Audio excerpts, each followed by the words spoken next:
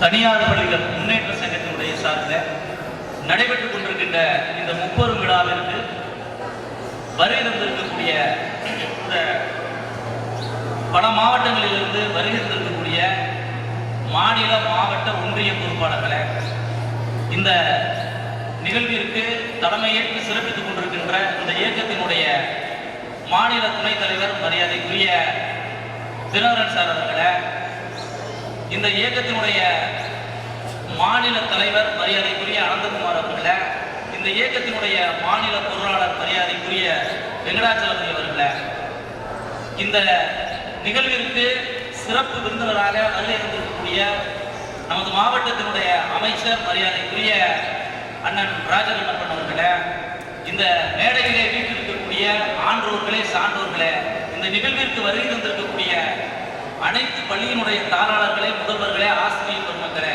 உங்கள் அனைவருக்கும் எனது காலை வணக்கத்தினை தெரிவித்துக் கொள்கிறேன். இந்த நிகழ்வானது முப்பெரும் நிகழ்வாக நாம் நடத்தி கொண்டிருக்கிறோம். இந்த நிகழ்வில 10ஆம் வகுப்பு 12ஆம் வகுப்பில் 100% தேர்ச்சி பெற்ற பள்ளிகளுக்கு விருது வழங்குவதற்கும், நமது சங்கத்தினுடைய காலண்டர் வெளியீட்டு விழாவும், நமது உறுப்பினர் அடையாள அட்டை வெளியிடவும் இந்த நிகழ்விலை திட்டமிட்டிருக்கிறோம். அதற்கு முன்பாக நமது சங்கம் தமிழ்நாடு முழுவதும் 28 மாவட்டங்களில் சிறந்த பள்ளிகளுக்கு விருதுகளும் வழங்கப்பட உள்ளன. நமது சங்கமானது தமிழகத்தில் 28 மாவட்டங்களில் சீரோடும் சிறப்போடும் நடைபெற்றுக் கொண்டிருக்கிறது. பல மாநில மாநாட்டை நாம் நடத்தி கொண்டிருக்கிறோம்.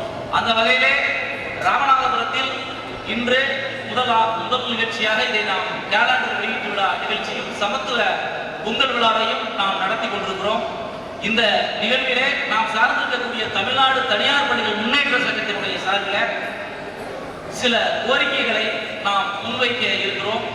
அதற்காக ஒவ்வொரு அரசியல் கட்சிகளிடமும் தேர்தல் வாக்குறுதிக்காக, தேர்தல் இடம்பெறுவதற்காக ஒரு சில கோரிக்கைகளை அமைச்சர் முன்னிலையில் நான் வழங்க இருக்கிறேன்.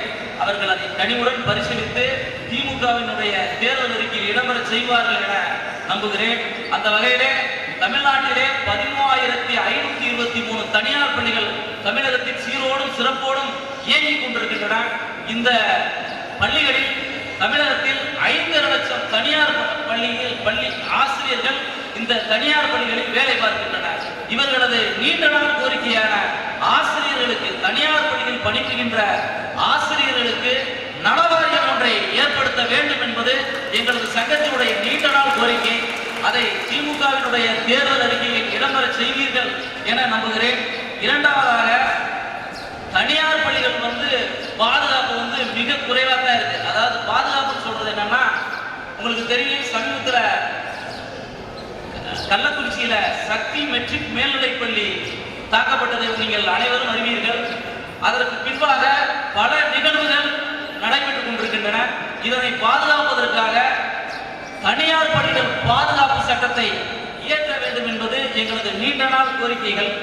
மூன்றாவது கோரிக்கையாக, 2011க்கு பின்னர் கட்டப்பட்ட அனைத்து கல்வி நிறுவனங்கள், அதாவது கல்லூரி பள்ளிகளில் கட்டப்பட்ட கல்வி நிறுவனங்களுக்கு நகர ஊரமைப்பு துறையினுடைய முன் அனுமதி இதுவரை பெறுவதில் தமிழகத்தில் 9,000 பள்ளிகள் முன் அனுமதி பெற முடியாமல் நாங்கள் தவித்துக் கொண்டிருக்கிறோம். இதற்கு ஒரு சிறப்பு ஏற்பாடை செய்து தர வேண்டும் என்று நாங்கள் விரும்புகிறோம்.